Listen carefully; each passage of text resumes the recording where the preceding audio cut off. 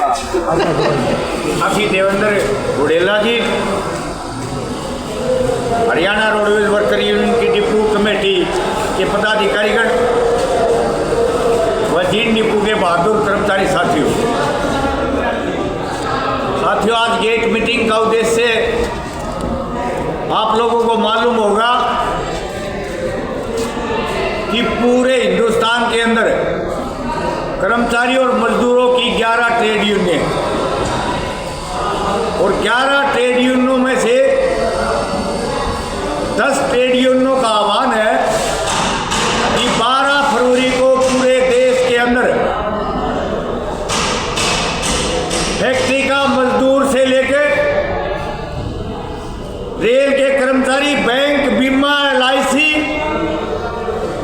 बिजली, यानी जितने भी सरकारी डिपार्टमेंट हैं या फैक्ट्रियां के मालिक फैक्ट्रियां हैं, उन सभी 11 ट्रेड यूनियनों में से 10 ट्रेड यूनियनों का आह्वान है कि 12 फरवरी को पूरे देश में एक दिन की सांकेतिक हड़ताल करेंगे। और यह हड़ताल क्यों करेंगे, इसके पीछे बहुत सारे कारण हैं साथियों। क्या आप लंबे समय से देख रहे होंगे, आजादी की लड़ाई से लेकर के आज तक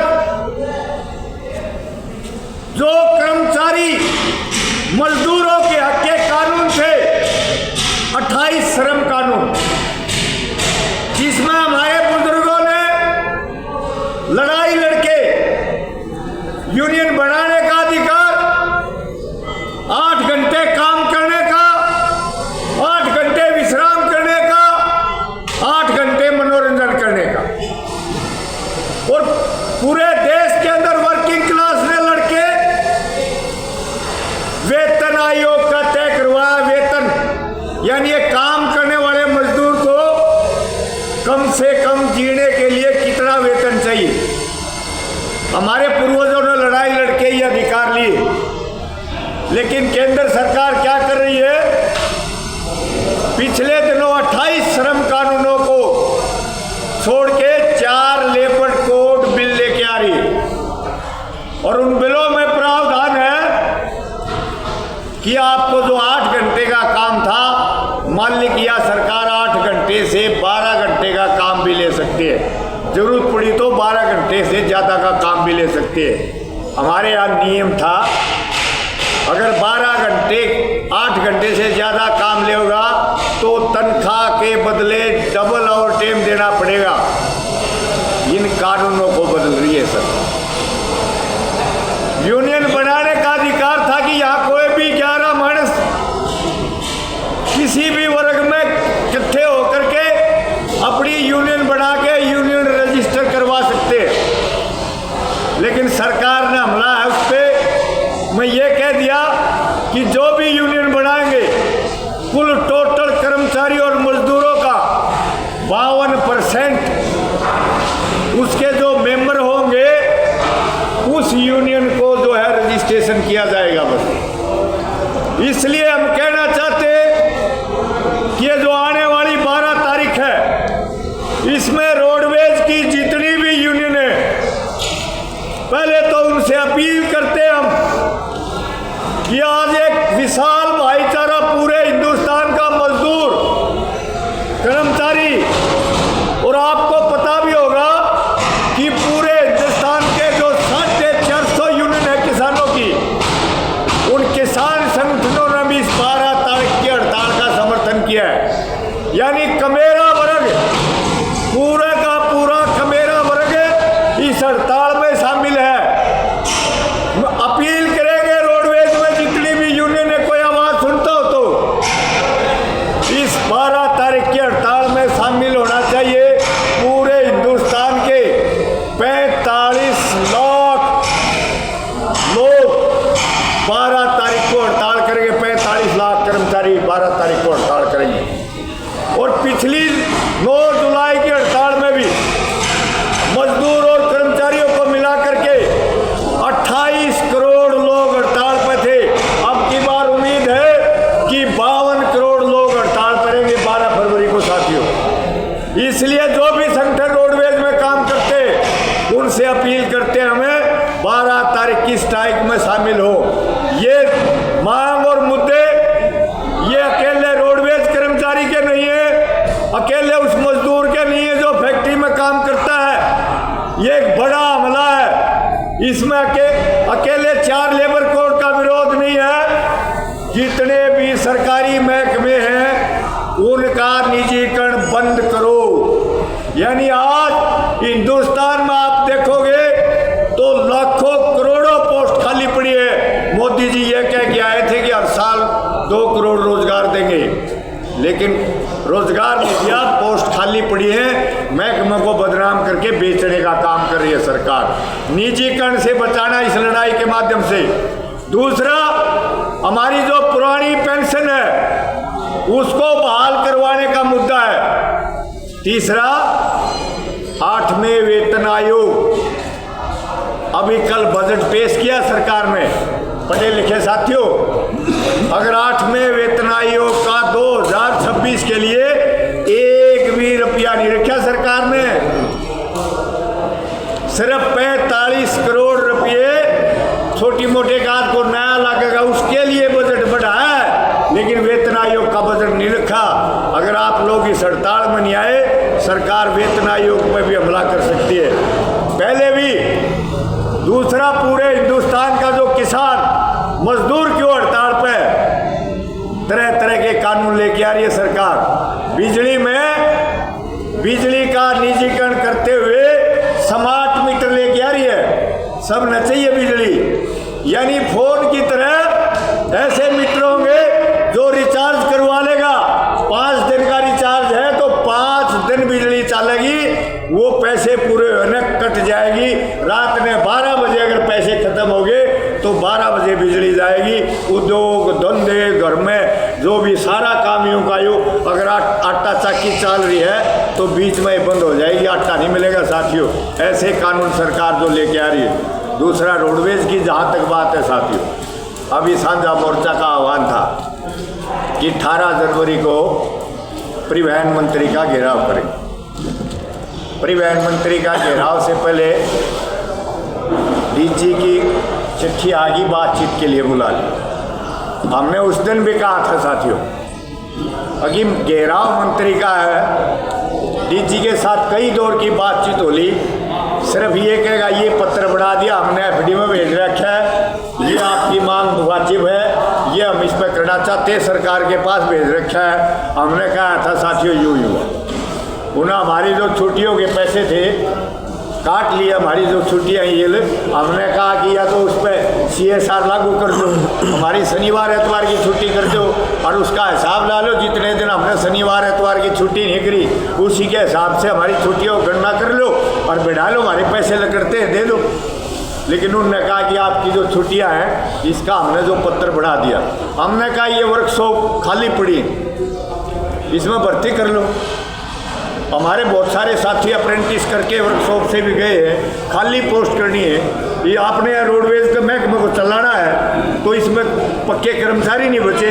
पूरे हिंदुस्तान के अंदर ये जो मैं कहना चाहता हूँ, हमारे रोडवेज के अंदर नहीं है साथी अप्रेंटिस करे, यानी 7,500 रुपये 8,500 रुपये स्टाइफंड के नाम से आधा स्टेट गवर्नमेंट देती है और आधा राज्य सरकार देती है। यानी 8,500 में सस्ते मजदूर पागे।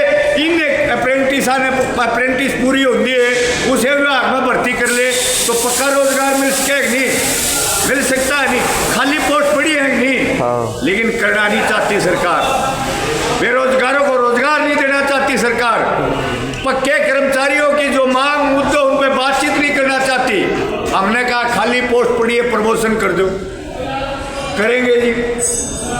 लगातार 8 साल से साझा मोर्चा प्रयास कर रहा है, बातचीत के लिए बुलाओ। परिवहन मंत्री भी था 2 मीटिंगा में, तो उसने भी हाँ भरी आपकी वाटी मांग है, ये छुट्टियाड़ी है, चालक की प्रमोशन की जो न्यारी सीट बनानी थी 150 वो हाँ भरी थी, वर्कशॉप के अंदर भर्तीकरण की हाँ भरी थी, जो टेक्निकल स्केल है हमने कहा कि थोड़े से लोगों का बचा हुआ है, इसको जनरलाइज कर दो आप। लेकिन हाँ भरली करना कुछ नहीं। हमारे जो परिचालक है क्लैरिकल के चालक है उनके वेतनमान की बात करी हमने। हमारा 7वें वेतन आयोग में क्लर्क, चालक और परिचालक का वेतनमान पिछड़ गया था, जेबीटी के बराबर होता था पिछले 6ठे वेतन आयोग में। हमने कहा कि परिचालक का और जो है लिपिक का वेतनमान 35,400 करो। बोले 35,400 तो बढ़ता ही नहीं, कैसे बनेगा बताओ। हमने बताया कि आप 6ठे वेतन आयोग में देखोगे, हमारा और जेबीटी का और पंजाब के 3 क्लास के जो कर्मचारी है वहाँ पे क्लर्क है, उनका वेतनमान बराबर था।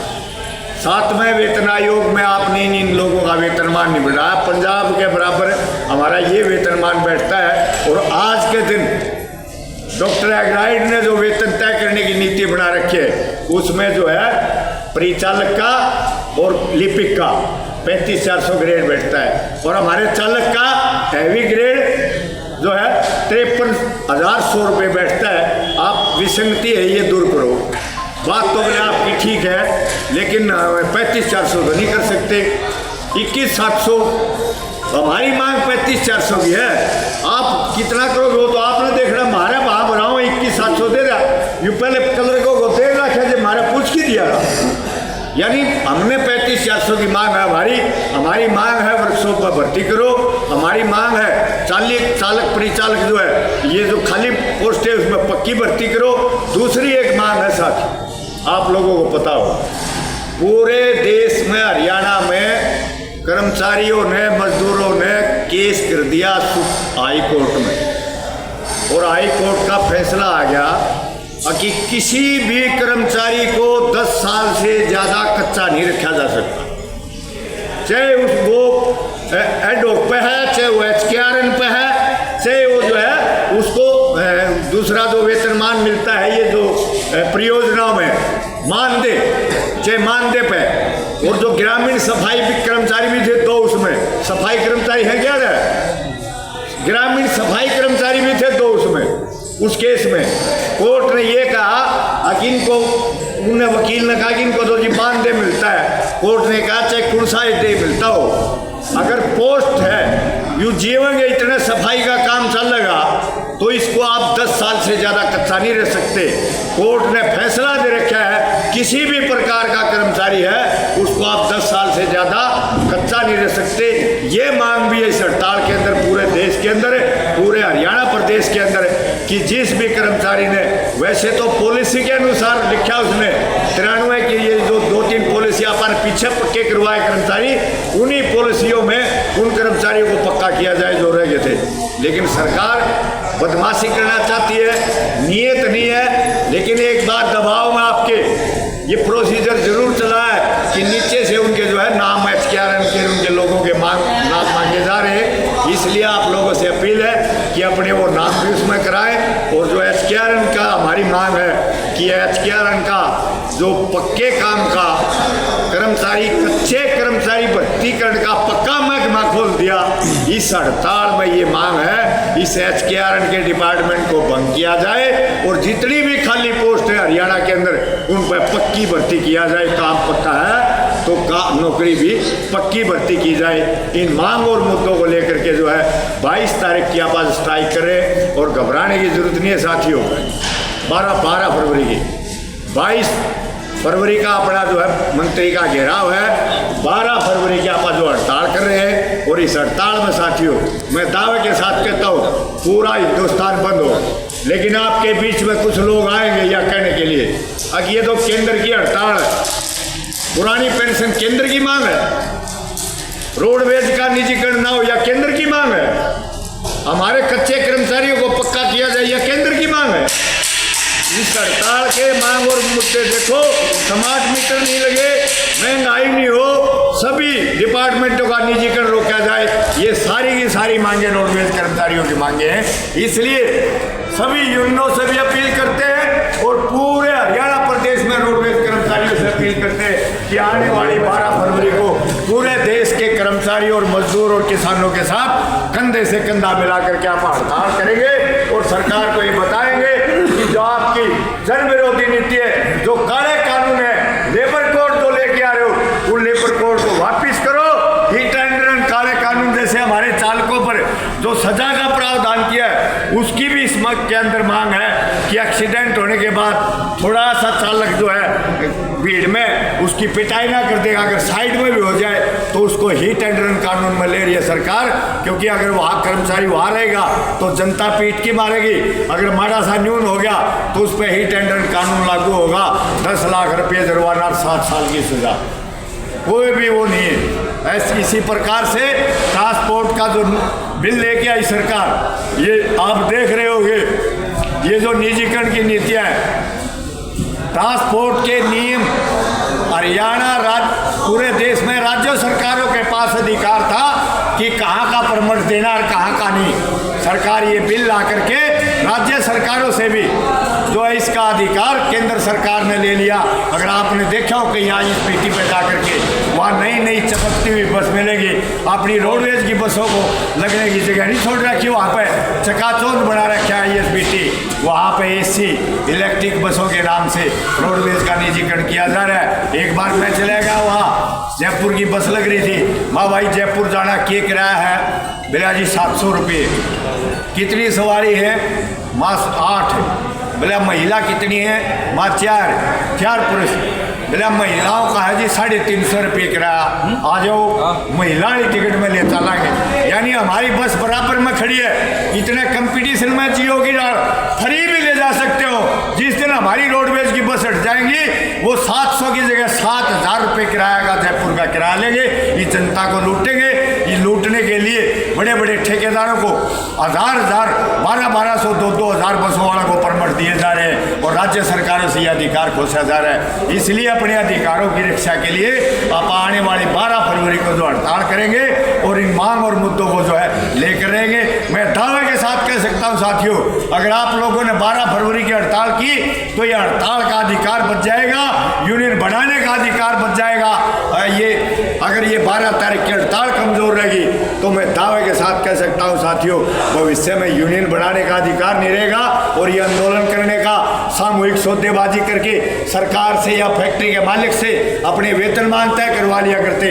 इन अधिकारियों पर कुठाराघात है, हमला है, इनको बचाने के लिए आप जो है 22 फरवरी को परिवहन मंत्री का घेराव करेंगे और 12 फरवरी को जो आप यहाँ पे जो है पूरे देश के कंधे से कंधा मिलाकर किसान और मजदूर के साथ हड़ताल करेंगे।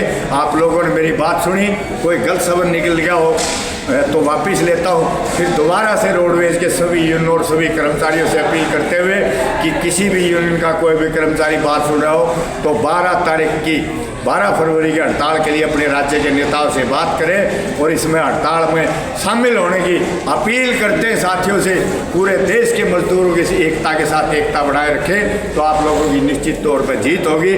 आप लोगों की मांगों पर बातचीत करेगी सरकार। और ये जो अभी बातचीत हुई सरकार की, मैंने बताया भी आपके बीच में बहुत सारे पॉइंट और भी बच गए, यानी FD में भेज रखे हैं। वो 2 साल का बोनस था अपना, हमने हाँ भर रखी थी 2 साल का बोनस तो आप आ जाएंगे, 10 साल का बोनस पेंडिंग है। हमने कहा कि बोनस की पॉलिसी क्यों नहीं बना देते, पुलिस के कर्मचारियों के साथ 13वीं तनख्वाह की तरह मिल जाए। लेकिन ये बात सुनने के लिए सरकार तैयार नहीं है। कर्मचारियों को अगर पक्का करवाना है, रोडवेज को निजीकरण से बचाना है तो आप लोगों ने 12 फरवरी की हड़ताल को सफल बनाना पड़ेगा। आप लोगों ने मेरी बात सुनी, आप लोगों का बहुत बहुत धन्यवाद। 2-3 नारे जरूर लगाएंगे साथियों। हरियाणा सरकार मुर्दाबाद।